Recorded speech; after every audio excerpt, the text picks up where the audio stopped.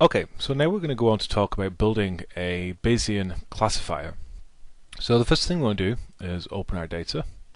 So I'm going to give you an example in breast tissue.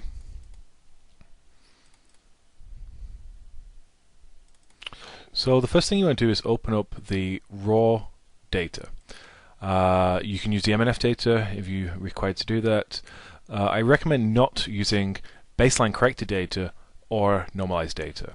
So not baseline, not normalized, just the raw data or the MNF data if you need to.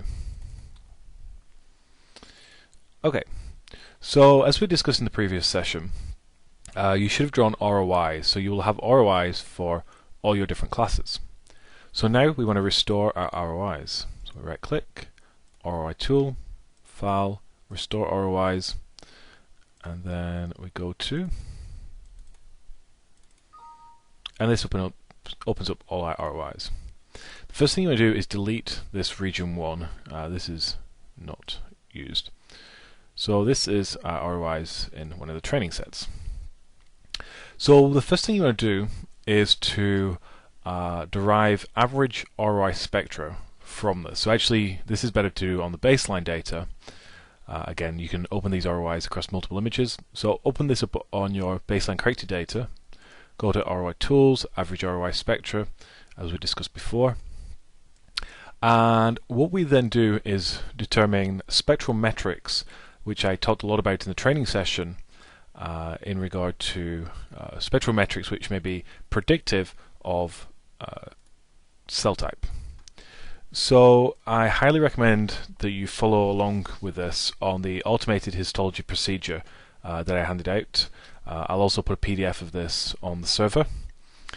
And what we will do is open up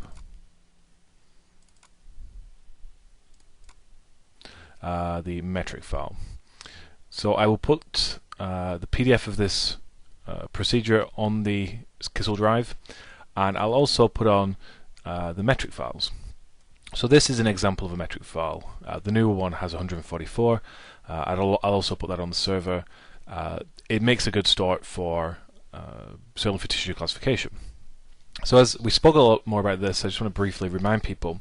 So this metric file determines what spectral metrics are used for classification. So for example, the first column here, you want to open this up in, or actually you can use it in text, is the type of spectral feature. So for example, 1 is peak height ratio, 2 is peak area to height ratio, 3 peak area to area ratio, and 4 center of gravity. And this is where you determine what features you're using. So for example, this is left baseline point, right baseline point, position 1, left baseline point, right baseline point, position 2, and make sure you include these zeros for padding, otherwise it won't work.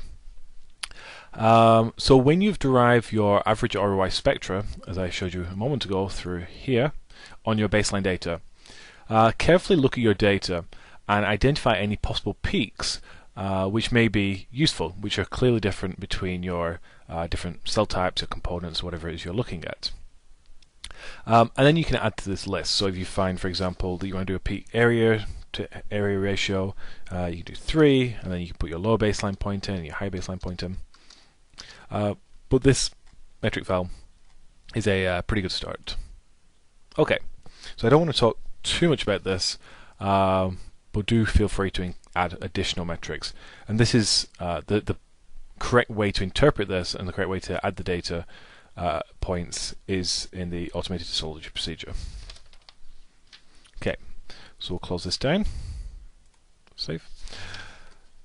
Okay, so the first thing we want to do is convert our infrared data into these metrics. So it basically takes this large data set. In this case, we have I think it was 16,000 components. We're going to drop this down into the number of metrics we have. So in this case, 137. So it's going to compute every single pixel for a value. So each metric would give you one number per pixel. So each pixel will have 137 components.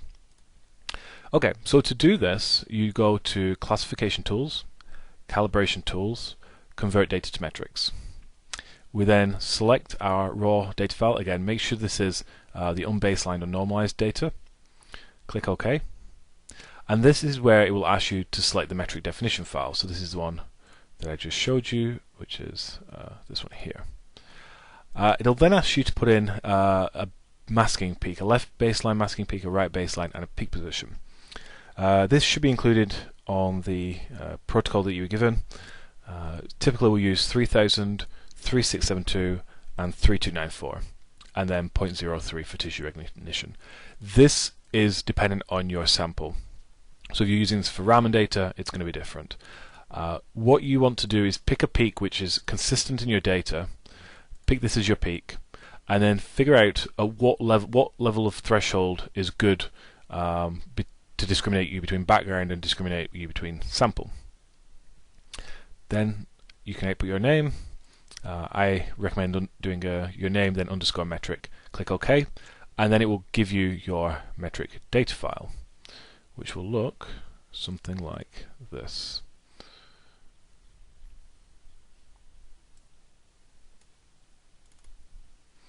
Okay, so this will give you all of your metrics.